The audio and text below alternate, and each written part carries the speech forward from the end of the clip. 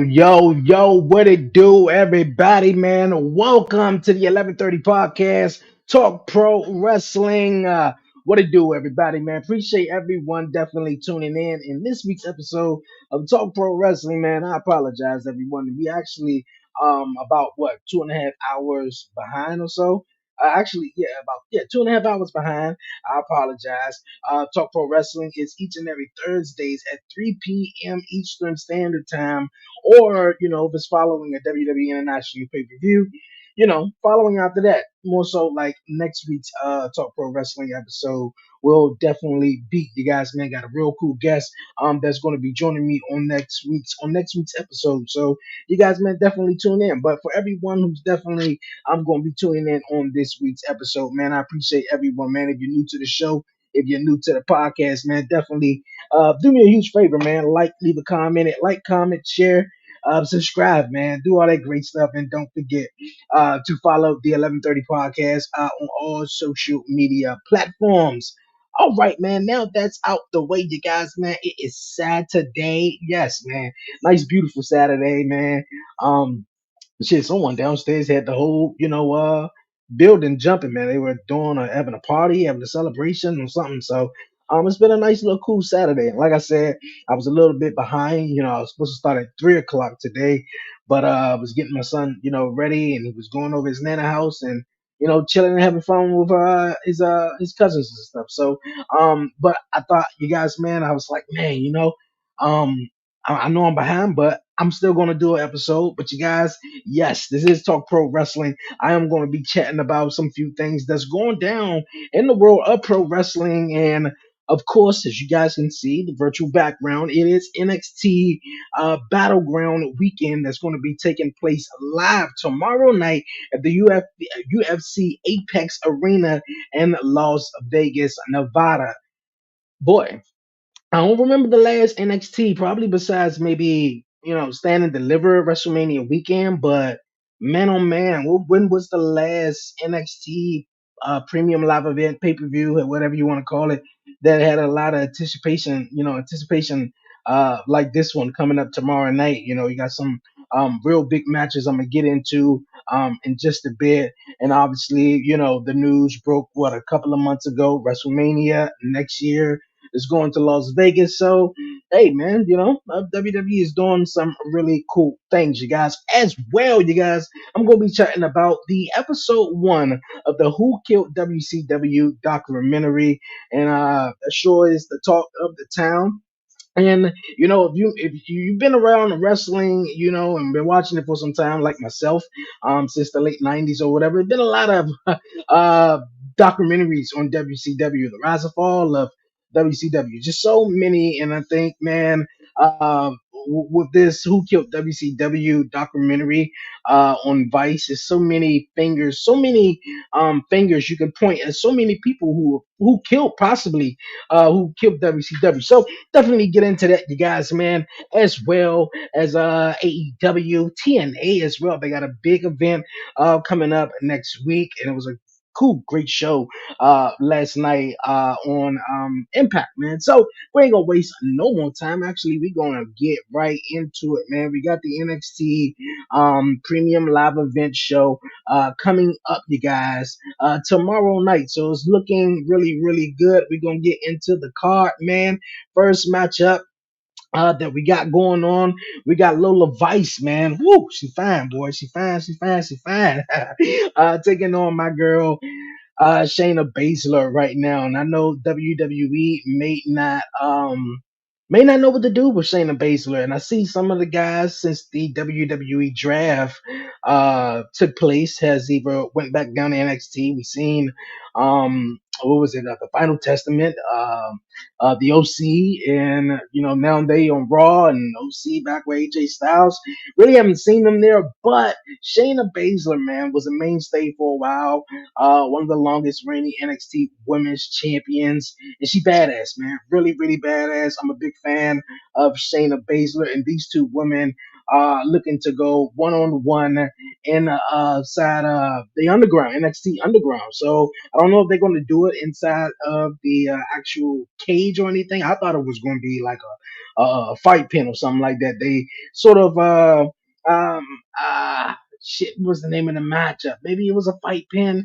It was between, I believe, Steve Blackman and Owen Hart. I may have got those mixed up, but I believe it was at a WrestleMania, and the match happened again, I believe, at a SummerSlam. But Fight Pit, something like that. I thought, maybe that's what they were going for. Lola Vice, former UFC, fighter, and as well as Shayna Baszler got the background and stuff. So, and of course, they had the UFC Apex. This is perfect. Two former UFC turned WWE superstars having a matchup at NXT Battleground is amazing though. My pick, obviously, Lola Vice is the new chick on the block, and it seems though she's going to take the victory, looking good, taking the victory. But I mean, I'm a bit, like I said, I'm a big fan of Shayna Baszler. Loved everything she did at NXT when she came down. I mean, when she was there as the women's champion, and she was badass. And now, ever since now, she's on the main roster. It seems as though maybe she hasn't been taken as serious though.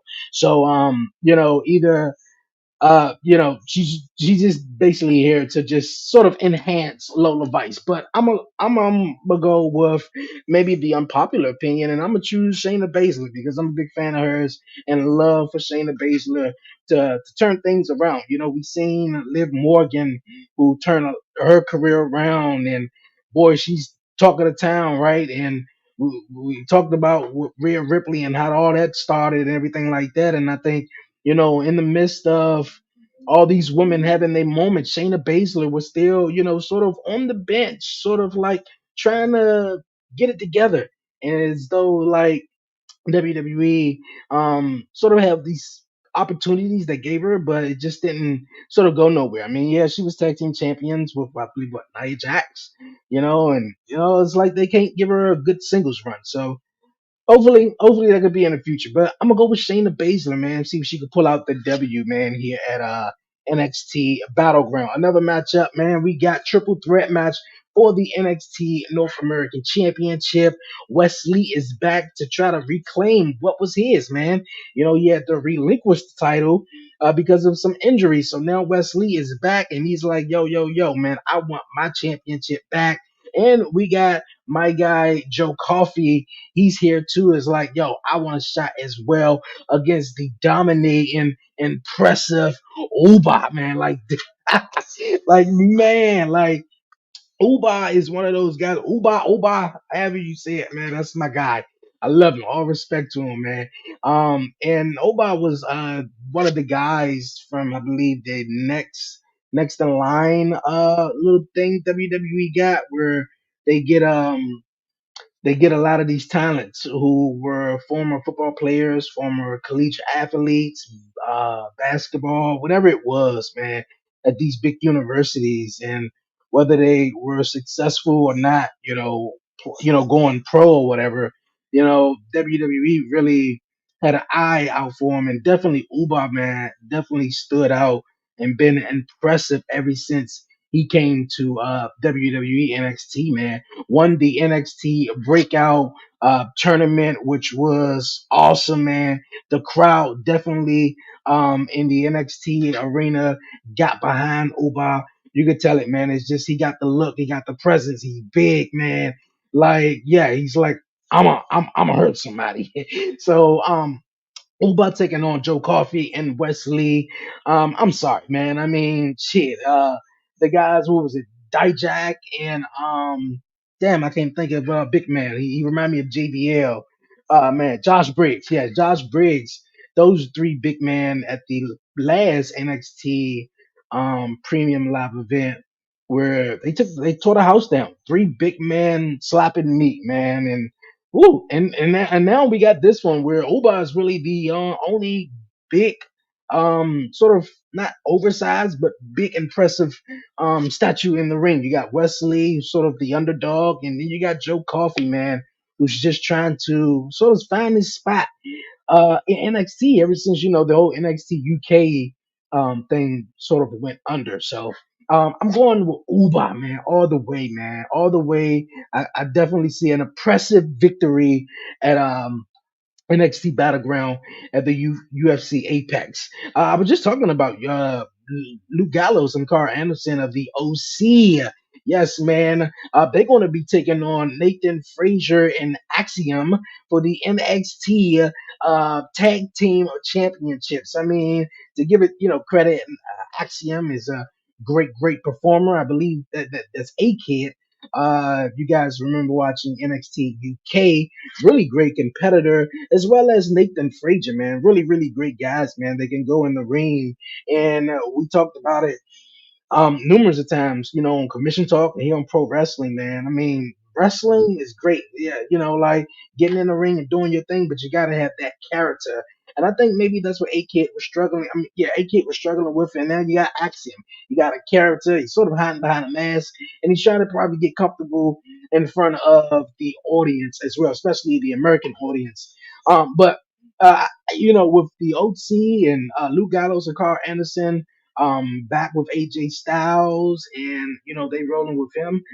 I don't necessarily see them winning. They could win, but I think Axiom and Nathan Frazier probably are most likely going to take the W in this tag team matchup right here at NXT Battleground, man. So is hopefully, man, gonna be exciting. Definitely be exciting. Another matchup we got going on, man. This is the huge anticipated match of the evening, you guys, man. NXT Women's Champion. She's the Women's Champion, man. She got back her title that she never lost. She had to relinquish, and now she's back.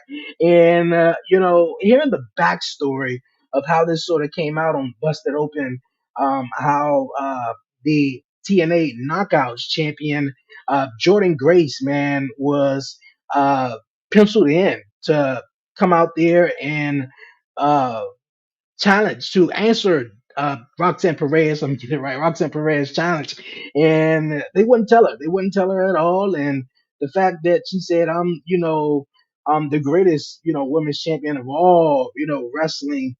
And here comes Jordan Grace from TNA Wrestling, I think right now, which is impressive, doing really well. But yeah, man, I said it numerous of weeks, a couple of weeks ago, actually. I don't think anyone was actually expecting Jordan Grace to show back up. I mean, Jordan Grace was at the Royal Rumble earlier this year. She popped up, showed out, man, and had the Knockouts Championship with her, man. It was like, oh, wow, like, what's going on now, man? We got the TNA wrestler with the women's. And the funny thing about it, Mickey James, I believe, was when she the Knockouts champion, she showed up as the Knockouts champion. I believe maybe the year prior or so. I'm maybe getting my Jones wrong a little bit, but I remember her showing up, and if she wasn't a knockout champion, she was under, she was with TNA. So this relationship sort of been brewing for a while, but she was at the Rumble, and this popping up on NXT, man, just a surprise appearance, and she's answering Jordan Grace's, I mean, Roxanne Perez's challenge. Let me get it right, man. All right, so many people to name. Roxanne Perez challenge, man, and it is really impressive to see where this WWE TNA working relationship definitely goes into, man. Really impressive. And this matchup is for the NXT Women's Championship, and that is a very telling because hell, can Jordan Grace win the NXT Women's Championship? Will she take that NXT Women's Champion onto TNA Wrestling? Who knows? Because next weekend, you guys, yes, next weekend at TNA's Against All Odds, Jordan Grace will indeed have a open challenge. Now, will she have the NXT Women's Championship with her? As well as the Knockouts Championship, and who's going to show up? Will it be Roxanne Perez to try to get a rematch? Who knows, man? I think this is a very exciting time. Although AEW has been doing it for maybe about 3 years or so. They got Forbidden Door, where they work with CMLL, they work with New Japan, they work with AAA. so many other wrestling promotions out there to collaborate, man, and put on some great shows. But I think all of us, man, as huge wrestling fans, we always want to see this WWE work with, TNA or WWE and AEW. Let's be honest with you. I mean, I'm gonna get into it in a bit because it haven't been this much really excitement going on with so many other wrestling promotions, not just as WWE, probably since the mid 2000s. I want to say probably since the mid 2000s, man. I mean, in the early days of Ring of Honor, those guys were killing it. TNA as well, and I mean, and like I said, the mid to early 2000s. You just came off the heels of the Attitude Era. You lost The Rock, you lost Stone Cold. So it's like so many and then also for wrestlers themselves, man, who trying to break in the business and becoming successful on these independent promotions like a Ring of Honor or TNA and doing stuff amazingly. I mean, AJ Styles, look what he did. He got a shot. I got a chance, an opportunity in the WWE. Never went well, and he made a big, successful name for himself in TNA and stuff like that. So, I mean, it's just where things are going to definitely line up this coming weekend. So yeah, one day down the line, man, would love to see WWE and AEW. You want to talk about a forbidden door, like, I mean, I mean, something that, some wrestling fans who, really want to, some story and some in-depth story and some great characters, man. I think this is going to be it, man. For real. I said it before. A lot of people wanting this OG bloodline versus new bloodline for Survivor Series. Look here, I know we got some time before we get to the fall, but if we're just getting started with this TNA and WWE working relationship, I want to see that at Survivor Series. I mean, even if we still get the OG bloodline versus the new bloodline, at least we can get Team WWE versus Team TNA in a 5-on-5 traditional tag team matches where they can at least bring them back and make it somewhat, appealing and exciting. I understand they try to add the war games to Survivor Series to change it up and switch it up and do something different. But I feel like, um, man, just go back to the 5-on-5. You still have that, you know, as well as the war games. So we'll see all how it goes, man. But Jordan Grace, man, like I said, she got the open challenge next weekend. She's challenging for the NXT Women's Championship tomorrow night at NXT Battleground. It's very telling, man. And like, I don't know what's going to happen here. I mean, the juggernaut Jordan Grace has been on a roll. She could take the L to Roxanne Perez and maybe challenge someone from NXT or someone from the WWE banner next week against all odds. But this is a hard toss up. I'm gonna have to go with Roxanne Perez. I think Roxanne Perez somehow, some way, is maybe gonna pull this off at NXT Battleground tomorrow night. We'll see. We'll definitely see. All right, you guys, man. All right. I mean, if you know me, you know me. And Brian, you guys out there watching, anybody, you know me, man. You know who I want to win this one. Actually, it's two of them. So, but only one person could become champion, though. Okay, we got Mia Yim, and we got my girl, Lash Legend, as well as Jada Parker. Um, I cannot think of her name, man. I could not get her name right. And Filing Henry and the other young lady, man. Shoot, I'm still learning. She's still new to me. But forget all of that. I'm obviously going with Lash Legend. She said she had to break up with Trick Williams to focus on becoming the first inaugural NXT Women's North American Champion. Can she do that tomorrow night? I feel like she is the one that is, I mean, with metaphor sort of all over the place. And for real, it's like they just do this group together and we're just like, go make it work. And I mean, lately it's sort of, been having some, it been making some noise, especially with Lash Legend and the Trick Williams thing. But I'm with Legend all the way. I know Jada Parker. She is something to be reckoned with in the future in WWE. I'm going with Legend. I feel like she's definitely grown on me. If you guys remember, Legend sort of made her debut around the same time as Nikita Lyons, but Nikita Lyons really went viral and took over social media for a while because it was like, oh wow, we got a thickums here, who's cake up, and doing splits on people's faces and stuff and everything. It's like, oh, okay, and Lash was like, she was, the black girl who was just like, who was sort of getting overshadowed by, this other shorty who was basically caked up, but really was green in the ring, and injury prone. Yeah, I haven't seen her in a while. So, Legend, man, just kept her head down, kept doing her thing, got into metaphor, which was really strange. I don't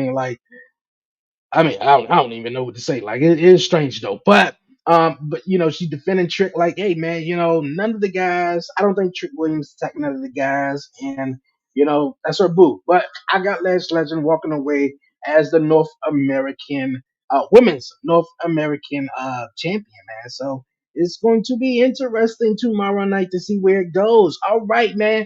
This matchup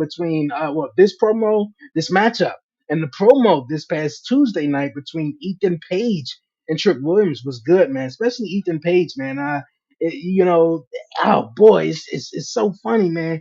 Ethan Page, Luchasaurus, Private Party, Wardlow, so many, even Jay Cargill. I mean, like, it's so many people that AEW had under contract. Brad Pillman Jr. Look at him now. He's Lexus King in NXT. It's so many people that AEW had, as far as decent and great talent, but they didn't know what the hell to do with them.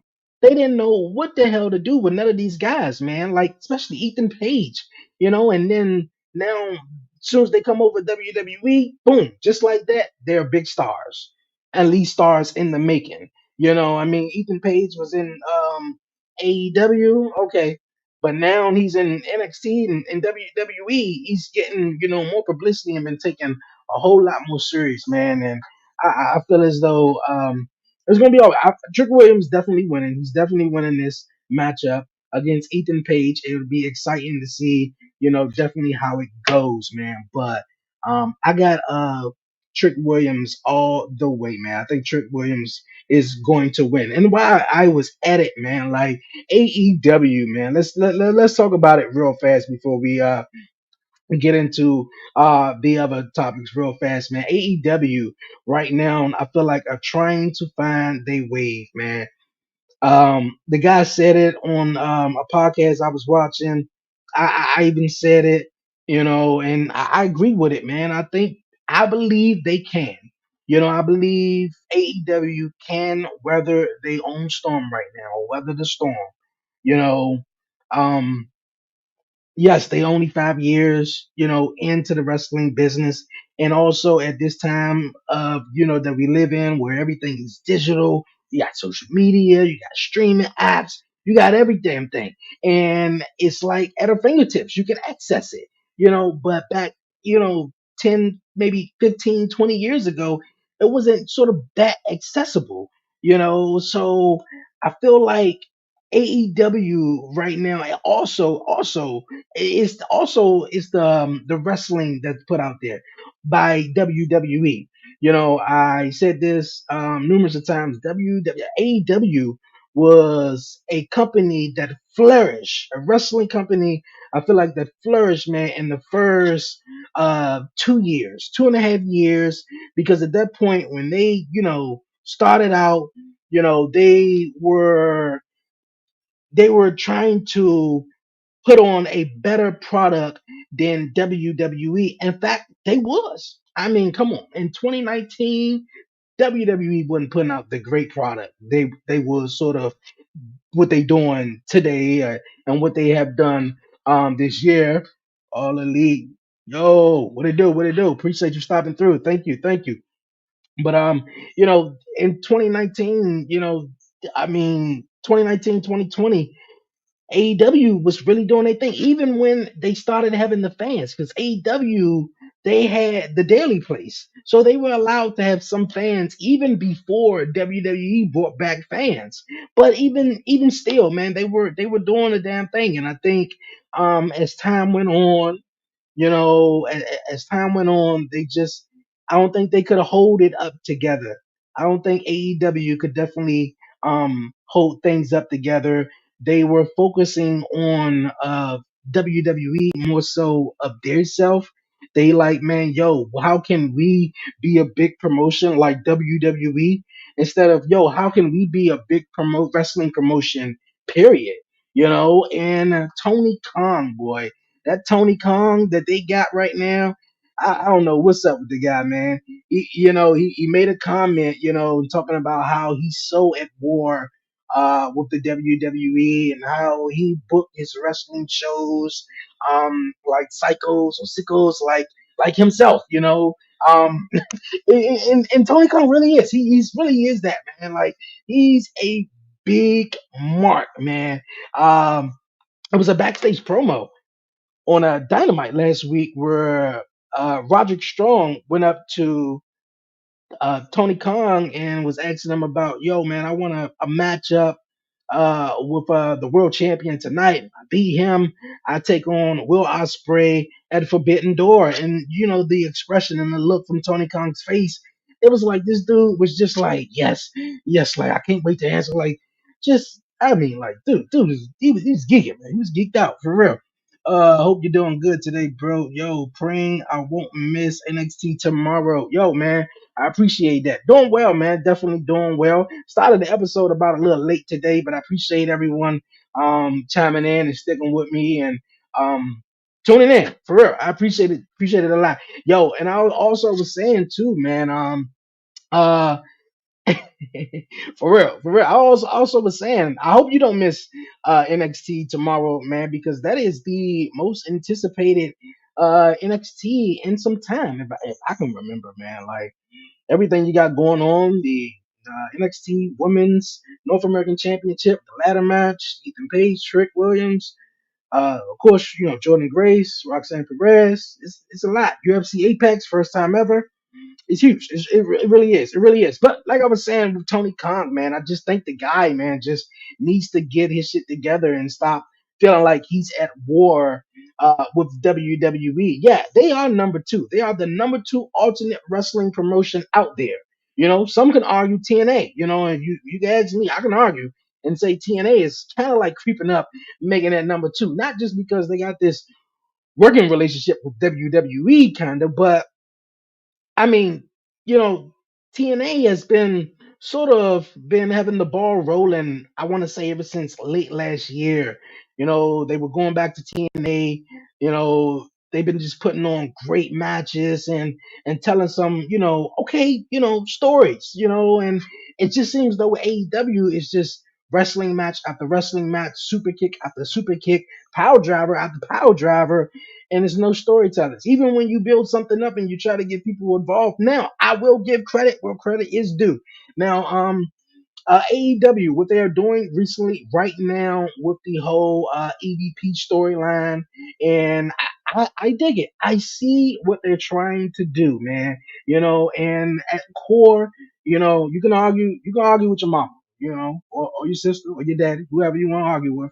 But to its core, professional wrestling, pro wrestling is storytelling. It's storytelling at its finest, man. I mean, yes, if you don't want to watch a show that have 20 promos, or I mean 20-minute promos or 10-minute promos, or if you want to watch a wrestling show with 7 great matches, and Dave Mills are saying, yo, that was a 7-star match, and you right there like, fuck yeah, it was, then that's cool. But I mean, I think, man, to get people emotionally invested, man, it's the storytelling, man. We like is whether you want to admit it, or not, man. I think storytelling is definitely It's the key to pro wrestling. TNA really came back swinging. I respect it. They're not trying to be number two. They putting on good shows. Something AEW needs to focus on instead of WWE or dirt sheets. I totally agree. Totally agree. They're not trying to be number two, but for real, to some people, you can argue they are really the number two because they're not focusing on WWE. They focusing on themselves. They focusing on how can we get better. They just had that 20-year anniversary. Now, can AEW do that? 15 years from now. I mean, they just did the fifth year anniversary. Can they do that 15 years from now? Can they celebrate a 1,000 episode? Like WWE and TNA did, and et cetera. Though, but I just think definitely they need to just focusing on what they got. But like I was saying, at the core of pro wrestling, man, is storytelling. And I had a problem with Double or Nothing. It was just, it was great matches. Like Will Ospreay versus Roger Strong. It was like the first match of the night. Awesome. Christian Cage, Swerve Strickland, great matches.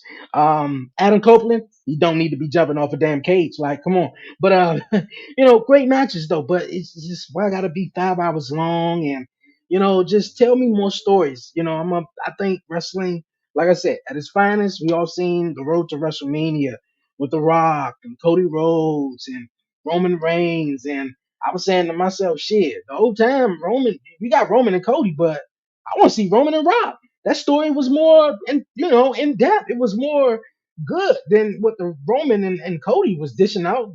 Besides they were about to go back to back at WrestleManias, though. But I think as long as they focusing on themselves, man. But like I was saying, I see what they doing as far as with the creative and the EVP storylines and Christopher Daniels been anointed the interim general manager. That fits him for some reason. That literally just fits Christopher Daniels, man. But yeah, man. They just gotta like let it play out, man. Really let it play out and see where it goes. See where it goes. But can they weather the storm? We would definitely find out, man. Definitely find out. All right, you guys, man. Like I said, next week we got NXT against excuse me, not NXT, but TNA against All Odds. And as I was saying earlier in the show, you guys, man, Jordan Grace will be defending her TNA Knockouts World Championship in an open challenge match. In an open challenge match, who will accept her challenge? Will it be Roxanne Perez? If she loses at NXT Battleground, will it be someone else from Raw or SmackDown or someone else from NXT? We don't know. But next week's TNA Against All Odds, man, is definitely going to be exciting, man. That's not the only exciting matchup that's on the card, man. We got Mustafa Ali taking on Trent Seven. Now, Mustafa Ali, man, he's sinking his teeth into this right here. I love it. The whole sort of presidential like gimmick in a way. I dig it, man. He was getting to it in WWE before they released him and sort of like was like, nah, we don't want to do that gimmick. But Mustafa Ali, man, he's just an awesome talent. I like how he's going. He came over to TNA and he's thriving over there. He's the X Division champion. So, like, come on, man. Like, let's see more. I want to see the X Division champion show up on NXT or something like that. And in the end, Mustafa Ali wins, right? I mean, although he got fired, but damn it, I'm with another company and I'm back here, boy. That's something else right there. That's something else. Moose, man, Moose is defending his TNA World Championship against um Broken Matt Hardy. Broken Matt Hardy gimmick, man. That's interesting stuff. But this is to be fun, man. I said it on my TikTok. Drew McIntyre, actually, Moose, made a comment and was like, "Yo, man, Drew, I see all your frustrations begin. Hit your balls. I'll hit my balls, and we can make it happen. But the outcome is still gonna be the same by Moose retaining the TNA World Champion, man. So it's a lot of fantasy booking, we can actually throw out there, man, and just talk about, man. So this next coming week in wrestling is just definitely going to be phenomenal, man. That X Division championship belt looked so good on Ali. Really feels like he's put this character together. I'm gonna need Moose to win. Oh, most definitely, I'm gonna need Moose to win. And man, I definitely feel like he put this together. Like I was just saying, I feel like he was doing this in WWE. He had this presidential gimmick in NXT when he went down to NXT and he won the NXT. Did he win the NXT North American Championship? I'm not sure if he won it, but he was campaigning to win it or whatever. He was campaigning to get in the match, and he pulled it off. And then it was like once he was like getting getting under his feet, they fired him. They released him. So yeah, man, I'm loving what Mustafa Ali is definitely doing. His been a big follow him since he was the cruiserweight champion in WWE. So definitely ever since the cruiserweight classic. So definitely. So TNA is definitely something against all odds to look out for. I have no idea where TJP is, but he needs to come back to TNA. He'd be a great deal right now. Some with Enzo being on the same with Enzo being on the mic. Yeah, man. I mean Enzo had a whole lot going on, man, over the last couple of years, man. Enzo and Big Cass, I feel like they was like the next thing, and I don't know, was it politics or what got in between the guys, or necessarily between them two, or just the tag team itself, and of course WWE broke them up, whatever. So yeah, it's a shame. It's definitely a shame what happened to Enzo. TJP, last time I seen him, he was either an MLW or TNA. So, like I said, man, TNA is actually doing amazing. Even the episode this past Thursday night with AJ Francis, man. See, and he's another guy, AJ Francis, who was released by WWE, who was sort of the guy in Hit Row, and sort of went viral trying to go off the top rope. I hope he never do that again, ever, ever. Ever. But yeah, man, AJ Francis winning the TNA Digital Media Championship, man. Just for the longest time, I was watching TNA, and I seen my guy, uh, Rich Homie Swan. I like the way AJ Francis said, but Rich Homie Swan, he used to come out and always dancing and everything like that. And it's like, man, why the typical sort of black character gimmick is like you got to come out there and you got to shucky ducky quack quack. Like, come on, man. Let's be serious. And AJ Francis, man, aligned himself with his rich homie Swan, and they doing big things over there. And it's all about the money, money. I dig it though. Definitely dig it, man. And AJ Francis would be another one, who will, ultimately, win in the long run with Mustafa Ali, especially, we get some type of collaboration in the future, hopefully, which is a thing that is still on the table, with WWE and TNA in the near future. So that is definitely awesome, man. Definitely awesome. I'm surprised to see Brandon there too.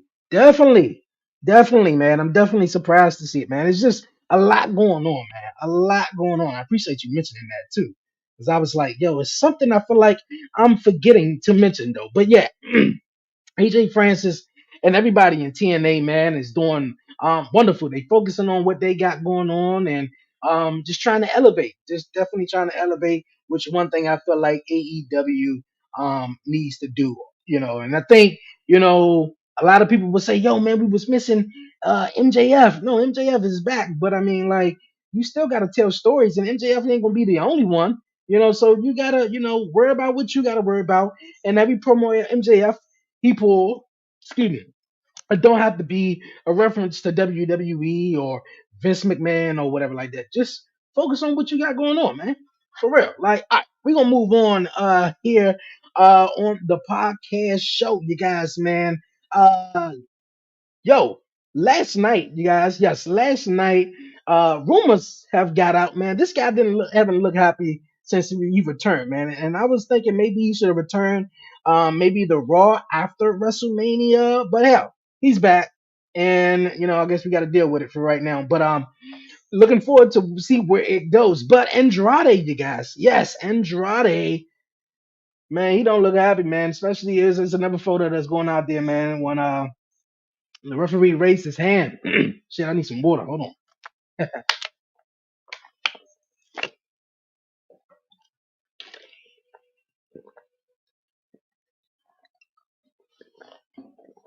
All right.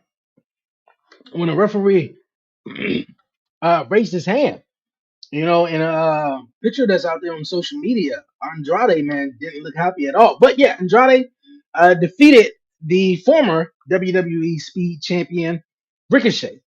Now, what's to come for Andrade being the WWE Speed Champion? I mean, not much, probably, right? I mean, Ricochet won the championship and never appeared on WWE television besides WWE Speed with the championship. So everyone is calling it basically a new version of the 24/7 championship. Now, I wouldn't necessarily call it as that. At least the 24/7 championship was more interesting. Shit, I mean, I know R Truth was what 24/7, 7-Eleven, 250 time champion. But damn it, that was more interesting. I never even watched the damn on show Speed though, but I heard about it. But I mean, Andrade, they wasn't even doing shit with him in AEW, and I felt like he came back to WWE just so he could travel and be with Charlotte more. I know she's injured right now, but that's what I really feel like. So we see. We definitely see. They try to like squeeze him in Judgment. They working with Dominic Mysterio, and then they switched it up, and then have him be with Rey Mysterio. It seemed like they had no direction. It was just like, okay, let's see what works, and if it work, it work. If it don't work, all right, then at least we tried. That's exactly seemed like what they said.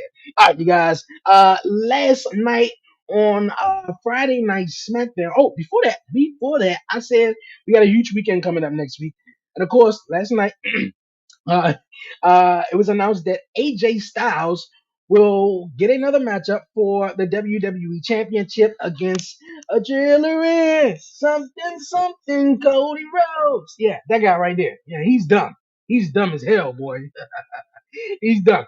And AJ Styles is something. He fooled his ass. But the American Nightmare, Cody Rhodes, man, will defend his WWE Championship against AJ Styles in a I Quit match. Now I do like what Cody Rhodes said, man. We're gonna do something. I'm gonna have you make you say something that you should have said last week. And I was like, what should he say? I quit. And I was like, oh, okay, okay.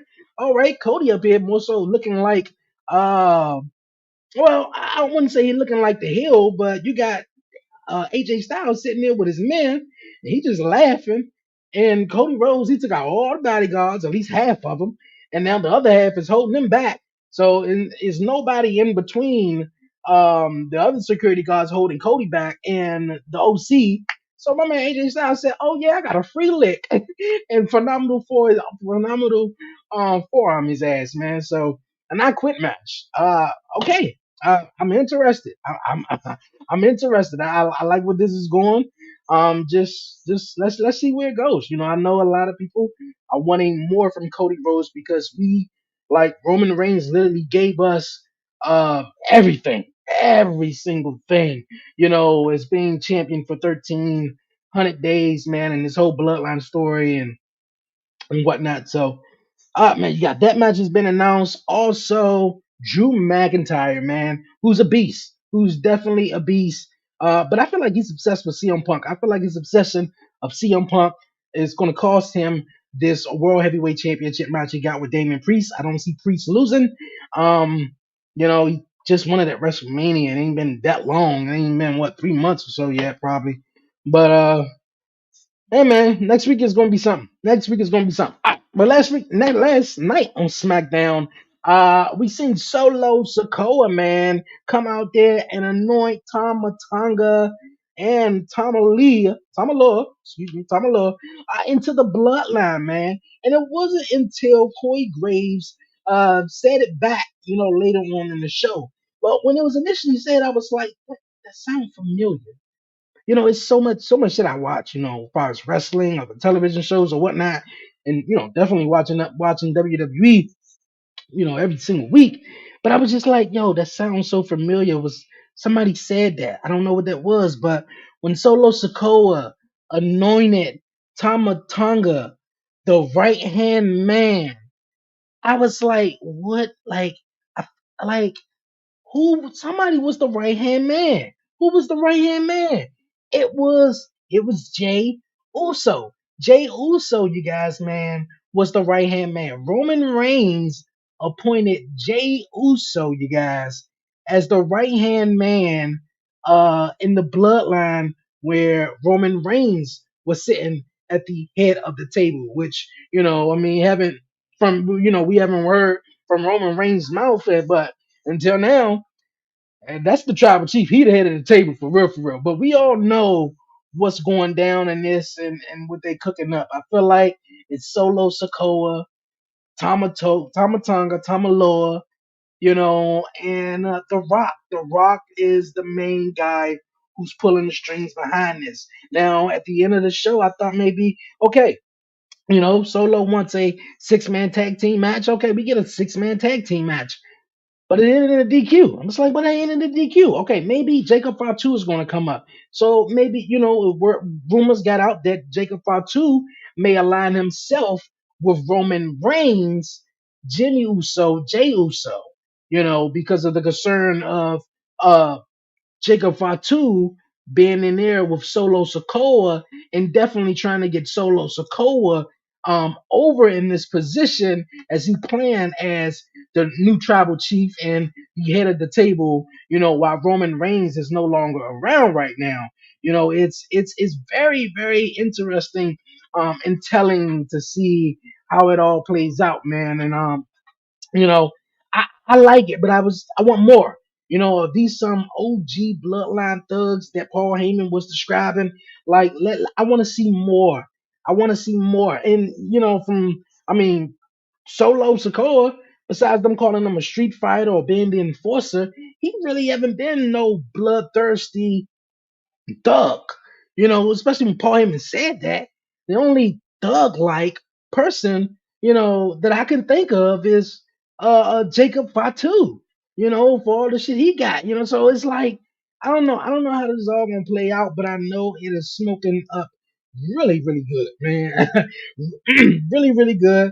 I think he's the invincible Tamaloa, in this whole new bloodline that they got going on, man. So, yo, man, I am definitely, definitely intrigued to see all of this plays out, man. For real. Okay, you guys, man. Before I roll on and head up out of here, man, for real. I almost forgot, man. We can't forget this one. I almost forgot. All right, we're gonna move on to our next segment. We're gonna give me just a moment. Let's take the graphic off the screen, you guys. All right, all right, all right. We're gonna move on to our next segment here on the podcast show. Before we roll on out of here, Vice, you guys. This past Tuesday release is actually executive produced.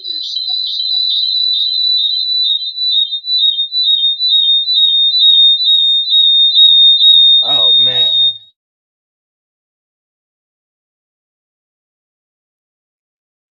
All right, it's executive produced by The Rock. Okay. All right, we having some technical difficulties. All right, I'm gonna try to get it another way.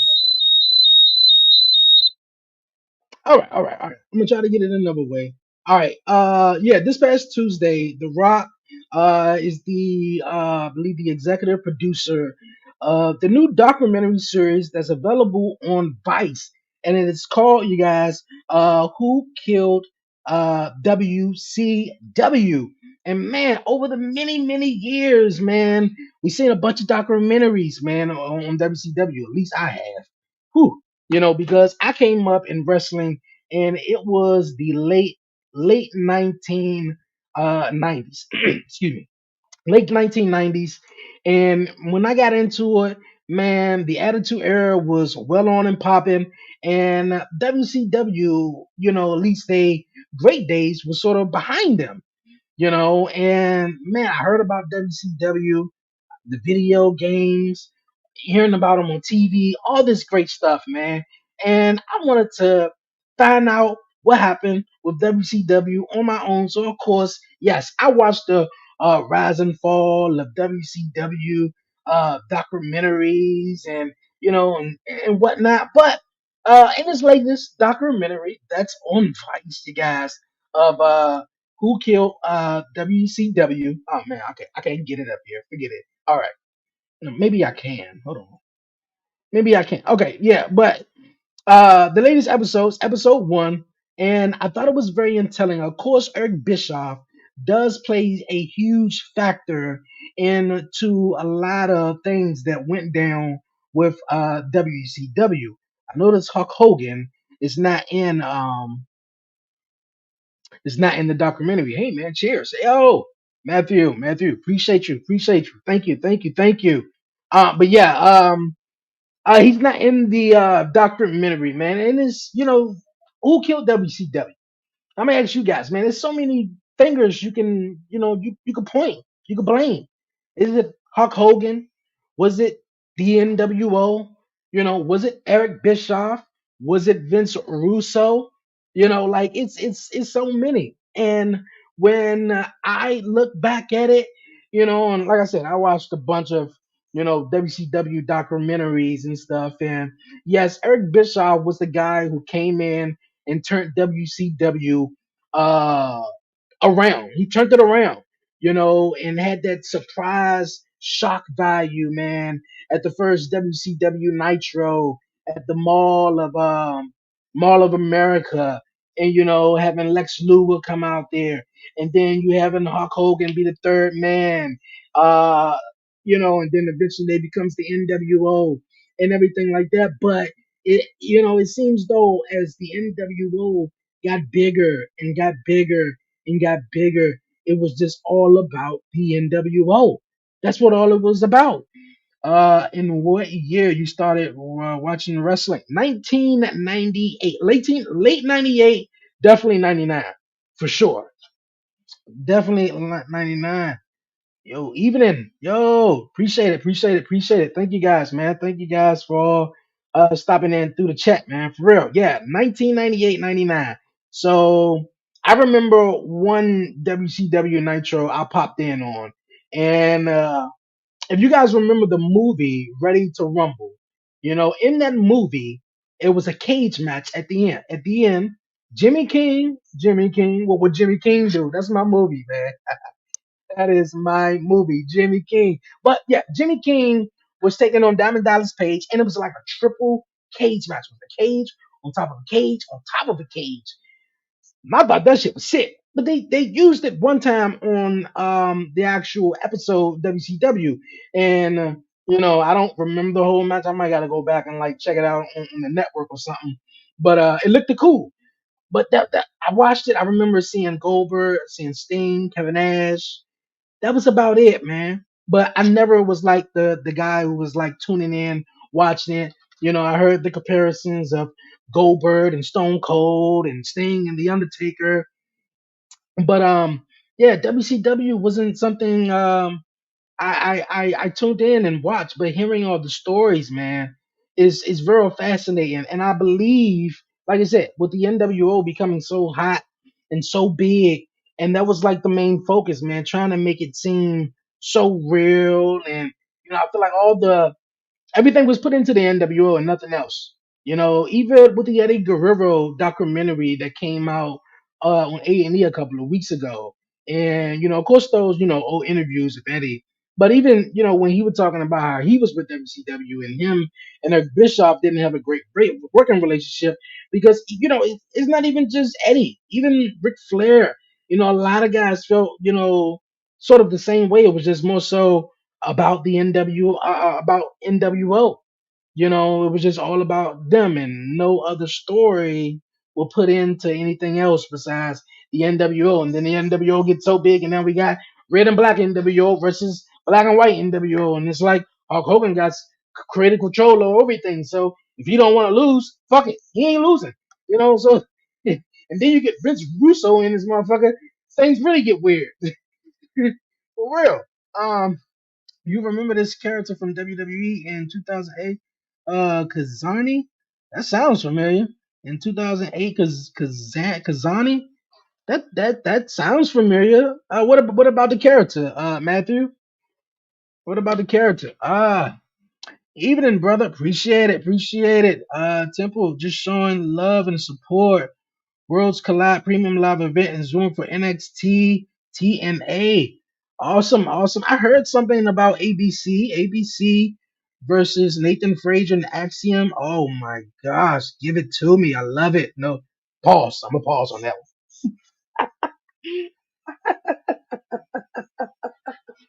one. Okay. All right. All right. All right. Whoopa. That's my guy, man. Versus Giles Alexander. I love it. Trick Williams versus Moose.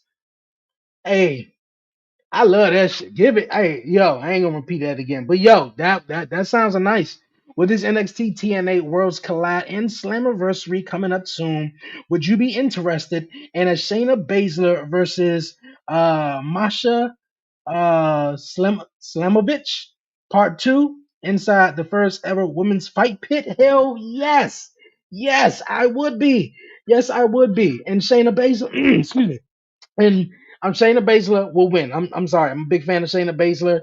I just feel like, man, she just haven't had that bounce back, ever since, she was in NXT some years ago and she was women's champion. So that would be awesome. Plus you could knockouts tag titles at Slammiversary. Martian Edwards versus Shayna and Zoe Starks. I love it, man. I love it. It's so many potential things that you can do with this WWE TNA NXT TNA working relationship, So I'm all for it, man. I'm all for it. Yes, I am all for it, man.